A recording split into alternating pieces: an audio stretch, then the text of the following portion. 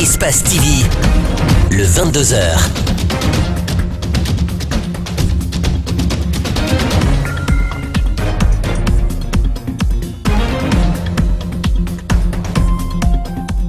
Bonsoir à tous, merci de nous préférer et bienvenue dans cette grande édition d'information. Tout de suite, les titres. Les ministres du Plan et de la Coopération étaient face aux députés ce mercredi à Conakry. Ensemble, ils ont soumis leur projet pour adoption auprès des élus du peuple. Concertation entre le personnel du département de la justice. Cette rencontre intervient après les études et les réflexions sur la gestion budgétaire du dit département. Le but est de parvenir à une adaptation afin de répondre aux exigences de la modernisation. Un immeuble de logements sociaux ravagé par les incendies à Londres. 6 morts sont à déplorer. Le bilan pourrait s'alourdir selon les autorités. Le gestionnaire de l'immeuble et les autorités locales seraient les présumés responsables du drame. Bienvenue à tous. Je vous le disais à l'instant, 2 ministres du gouvernement étaient ce mardi devant les députés à l'Assemblée nationale. Les ministres du Plan et de la Coopération, des Affaires étrangères et des Guinéens de l'étranger ont soumis leur projet pour adoption. Les projets sont entre autres le Plan national de développement et social et un projet portant sur la coopération entre l'Éthiopie et la Guinée. Malik Sangana Kamara, Mamadou Souma nous en disent plus. Suivez. Sur la table des élus du peuple, 3 projets importants pour adoption. Le premier est le Plan national de développement économique et social 2016-2020. Ce projet annonce les grandes ambitions du gouvernement dans le cadre de l'amélioration des conditions de vie des Guinéens dans les 5 prochaines années. La mise en œuvre de ce plan quinquennal ne rassure pas les députés de l'opposition. La ministre du Plan et de la Coopération rassure. Nous savons tous que le développement économique d'un pays est financé par la mobilisation des ressources internes d'abord. Le financement des partenaires ne doit être qu'un apport dans la logique des choses. La Guinée a ce potentiel-là de pouvoir financer son développement. C'est vrai que par le passé, il y a eu beaucoup de projets, mais en fait très peu de projets ont atteint les objectifs visés. Pourquoi? Parce que tout simplement, il y avait un grand problème de gouvernance. Par la suite, c'est la ministre des Affaires étrangères qui se présente devant les parlementaires avec ces textes. Il s'agit de l'accord cadre de coopération entre la Guinée et l'Éthiopie, le texte portant création de la mutuelle panafricaine de gestion des risques. L'adoption de cet accord général de coopération va nous amener à faire des accords sectoriels. Et pour la suppression des visas, bien évidemment, c'est le domaine régalien du ministère des Affaires étrangères. Nous allons nous employer à cela. Lors des votes, le président du groupe parlementaire du RPG Arc-en-Ciel a demandé à ses pairs de favorablement faire passer ces textes proposés. Sur ce, je demande aux uns et aux autres, à la Guinée profonde, à la Guinée utile, de voter favorablement pour ces textes. Quant au président des libéraux démocrates, il a demandé à son groupe de négativement voter pour le PNDS. On est en 2017, rien n'est fait et vous savez pertinemment que tous les éléments qui sont là ne sont pas réalisés et c'est dommage. Pour nous, nous avons demandé aux députés de voter contre parce qu'on est dans une situation où si ce n'est pas de problème du gouvernement, c'est le dossier que nous avons qui nous correspond absolument. La loi Plan national de développement économique et social a été adoptée à la majorité simple et les 2 autres textes à l'unanimité des députés présents. Le ministre de l'Énergie et de l'Hydroélectrique a présidé à son tour ce mercredi l'atelier de validation des études techniques finales de l'aménagement du barrage hydroélectrique de Fomi. Au cours de cette rencontre, l'entreprise chinoise Yellow River Engineering Consulting, qui est chargée de la réalisation des travaux, a présenté au ministre la maquette de cette infrastructure. Idrissa Bari, Abou Koria Kourouma. Voici ce à quoi ressemblera le barrage hydroélectrique de Fomi. C'est ce mercredi, au cours d'un atelier de validation des études techniques finales, que cette maquette a été présentée au ministre Cheikh Talibé Silla. Une fois réalisé, ce barrage produira 90 MW d'énergie qui va être distribué entre les différentes lignes d'interconnexion, appelées le Linsan-Fomi. Le Linsan-Fomi, le contrat de construction de cette ligne a été signé il y a 2 semaines. Cette ligne donc va permettre de transporter de l'énergie du complexe Kaleta-Swapiti à Fomi. Il va y avoir un poste d'interconnexion à Fomi également. Donc de là, la ligne va quitter pour rentrer à Kankan, continuer pour aller à Sigri et arriver à Sanankoroba à Bamako. C'est la société chinoise Yellow River Engineering Consulting qui a mené les études techniques de l'aménagement de ce barrage. Selon son directeur, dès après la signature du contrat entre la Guinée et la Chine, sa société a déjà réalisé des missions d'exploration et de reconnaissance, à l'issue desquelles des études environnementales et sociales ont été dressées.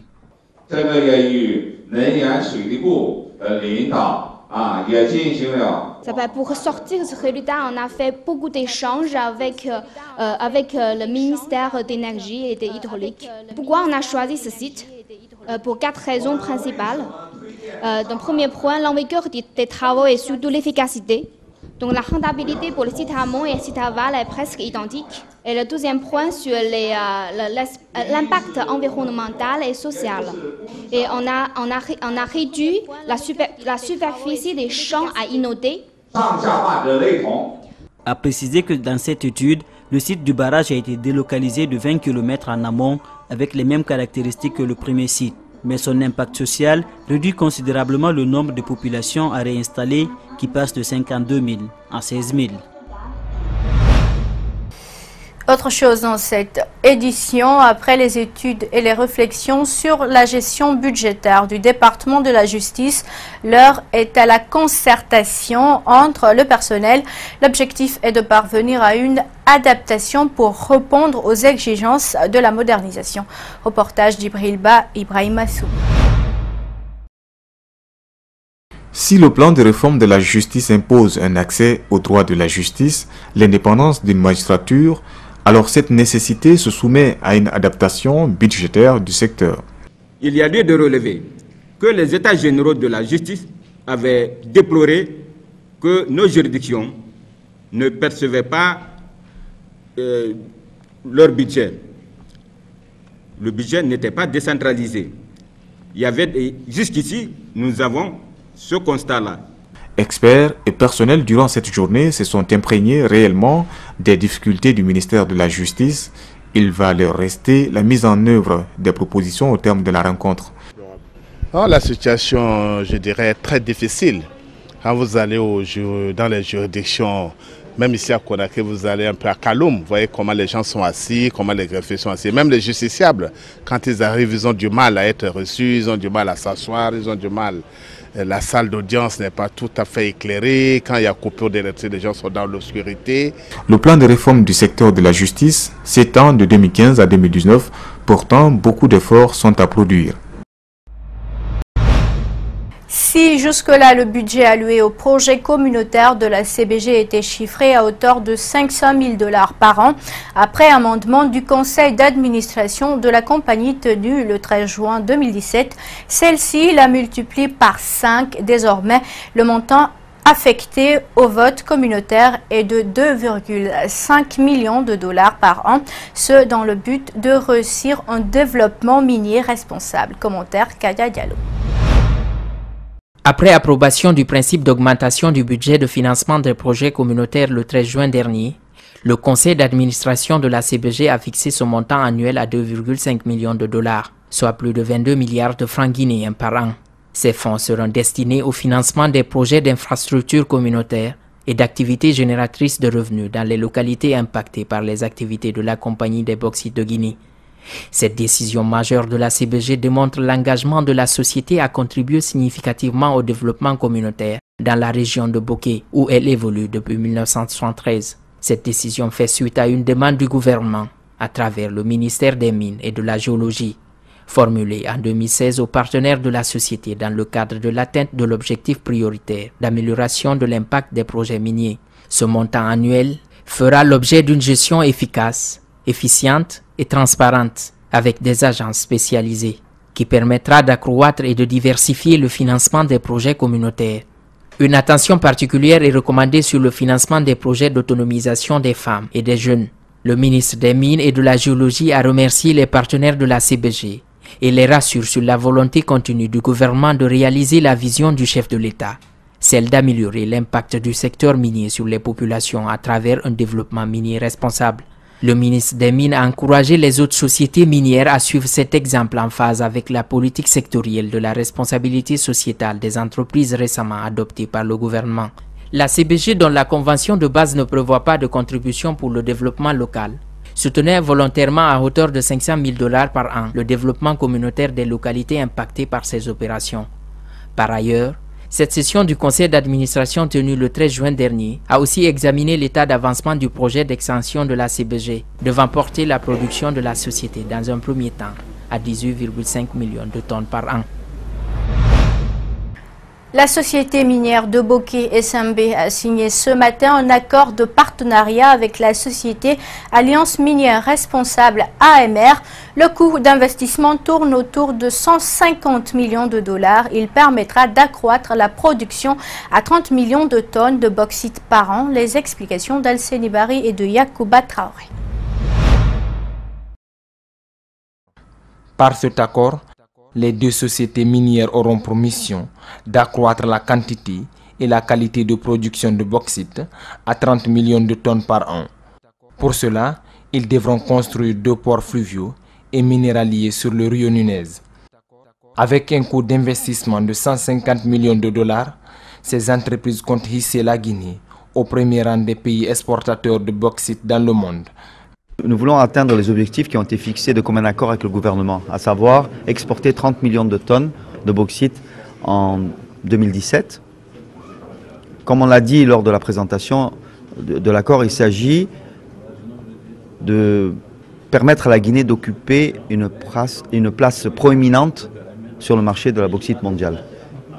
Pour cela, il faut des quantités de bauxite vers la Chine importantes.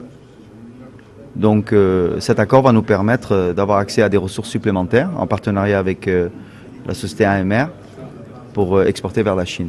Dans cet accord, la société minière de Boké mettra ses moyens techniques à la disposition de l'Alliance minière responsable. Cette dernière, quant à elle, fournira ses études de faisabilité et ses ressources à la SMB, un partenariat qui satisfait tous les deux bords. Ça va aussi permettre à AMR de se développer beaucoup plus rapidement que prévu. Si vous voulez, ça va aussi se faire dans le respect des principes d'AMR qui sont principalement le respect, l'emploi et la collaboration avec les communautés. Ces deux miniers s'engagent à préserver l'environnement, améliorer la condition de vie des travailleurs et des populations locales. Pour le représentant du gouvernement, la Guinée doit saisir l'opportunité pour amorcer un nouvel élan de développement. L'appel du marché s'adresse à la Guinée aujourd'hui. Toutes les prévisions de demande, toutes les prévisions sur la demande, sur les besoins en aluminium doivent être satisfaites en partie, et nous le souhaitons majoritairement, par la Guinée. Et c'est dans cette veine que nous nous sommes inscrits. Relever ce défi, ça va avec des conséquences que nous devons tous assumer, pour le meilleur comme pour le pire.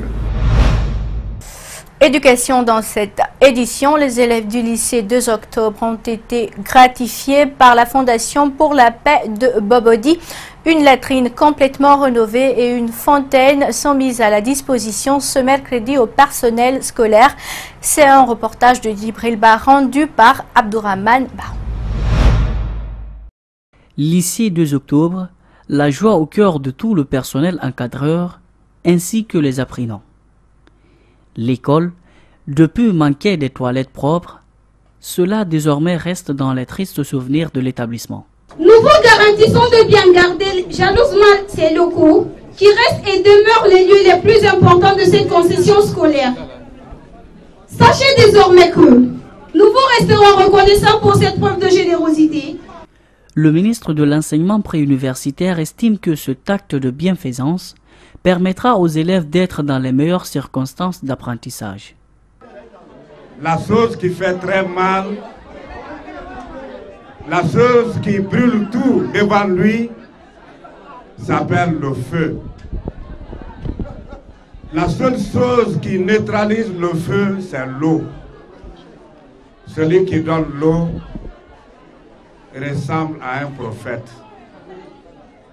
Celui qui donne l'eau veut la paix. Ce tapis au lycée 2 octobre marque le début de tant d'autres actes d'un homme dont la cause est acquise à Kaloum. Faut-il rappeler que depuis sa création en 1911, le lycée du 2 octobre de Kaloum, pour la première fois, vient d'être doté d'un château d'eau avec un suppresseur. Soyez-en infiniment remerciés. La rénovation de cette latrine et la construction de la fontaine est une suite qui obéira forcément à un entretien. Pour cela, le donateur a pris la garantie de l'ouvrage. Les échangeurs de la capitale Conakry sont pris d'assaut par les marchands et les mendiants. Cette situation empêche la circulation des piétons et des motards. On fait le constat avec Mamadou Kalisso et Elseni Kamara.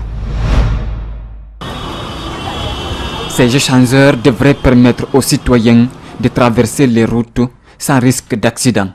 Mais aujourd'hui, ces infrastructures sont envahies par des marchands. Nous sommes à Bessia, dans la commune de Matoto. Ici, des marchandises de tout genre sont déposées ça et là, tout le long de l'échangeur, réduisant drastiquement le passage. Cette route est faite par les piétons et les motards, mais difficilement, n'est-ce pas, qu'on passe ici pour accéder à une route. Donc les commerçants, ils se sont venus directement pour installer au bord de la route, difficilement qu'on passe. Le constat est le même sur cet échangeur situé à Madina, dans la commune de Matam. Ici, ce sont les mendiants qui règnent à maître. Ils sont installés partout. Ils sollicitent de l'aide aux passants. Mais cette occupation anarchique des voies publiques est à l'origine de nombreux conflits entre anarchistes et les passants. Nous ne pouvons pas circuler normalement. Il y a des marchandises partout. Même si nous klaxonnons, ils ne cèdent pas le passage. Ils ont transformé ces échangeurs en marché. Si nous touchons quelqu'un en passant, ils nous maudissent et insultent nos parents.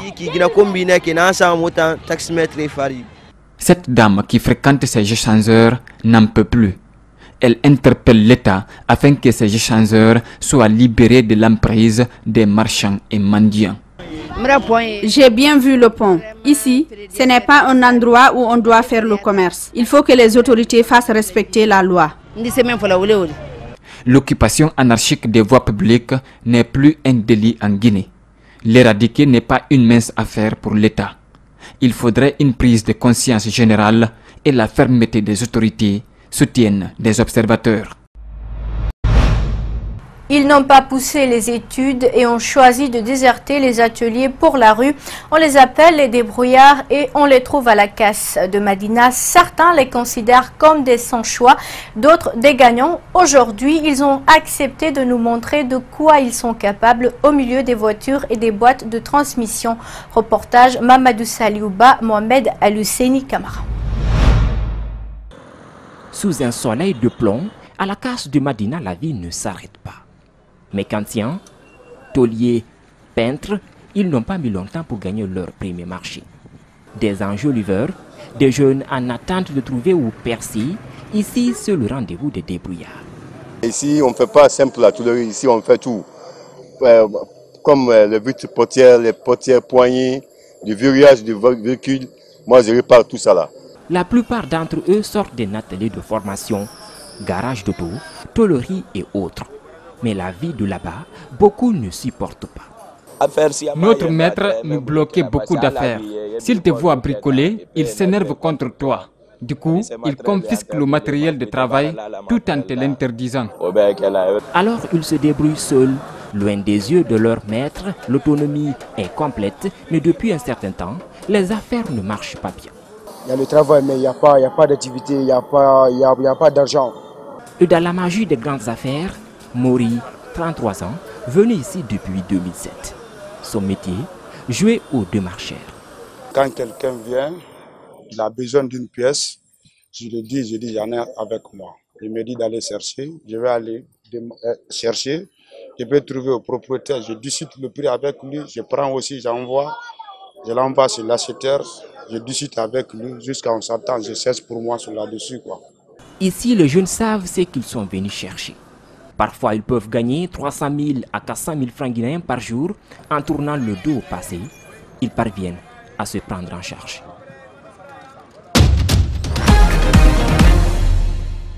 Et c'est tout pour cette grande édition d'information à tous. Merci de l'avoir suivi. Merci à l'équipe technique, Ibrahim Awal Kamara et Nalaï Sidibé. Surtout, restez avec nous. Nos programmes continuent sur Espace TV. Passez une excellente soirée où que vous soyez. Au revoir.